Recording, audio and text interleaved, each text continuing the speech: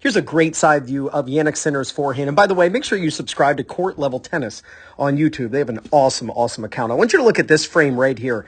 This is so telling. His racket, just before contact, is slightly closed. But that only tells us one part of the story. What we also need to look at is the path that his racket's taking. So if we put a dot where his strings are, then we're going to put a dot where contact is, and then we're going to put another dot during the extension. Look at the path his racket took prior to contact and then after contact. His racket is actually going up steeper after he hits the ball.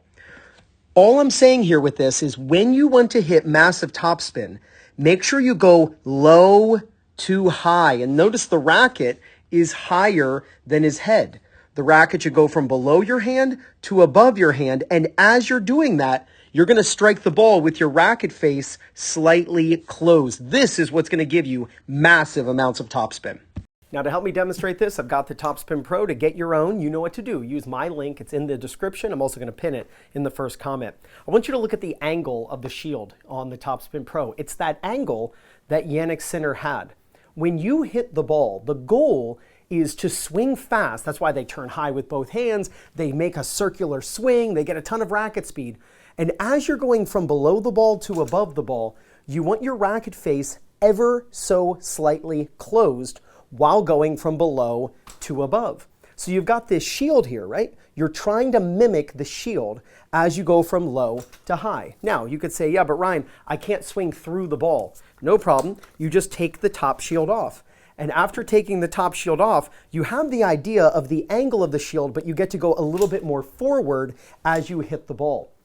You do not want to hit with your racket face open. We all know that.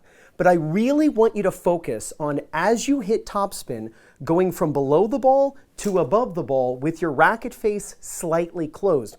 But what I don't want you to think is that you're supposed to hit and wrap around low around your opposite hip. I want you going up. I want that racket getting higher than your head on the follow through. Let me hit a couple here. Always add a split step, by the way. When you practice on the Topspin Pro, you want to make sure that you are mimicking the footwork that you're going to use when you play.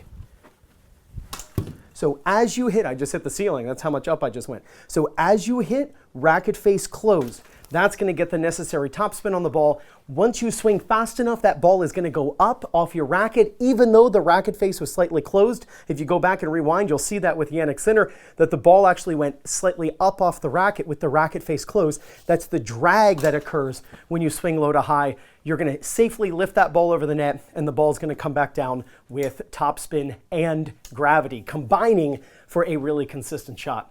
Now, if you're looking for people in your local area to play matches against or practice with, or if you want to find a coach who's close to you who can help you with your game, then use my link in the description and pinned in the first comment, playercourt.com/2minutetennis. When you use my link to sign up, you get 50% off.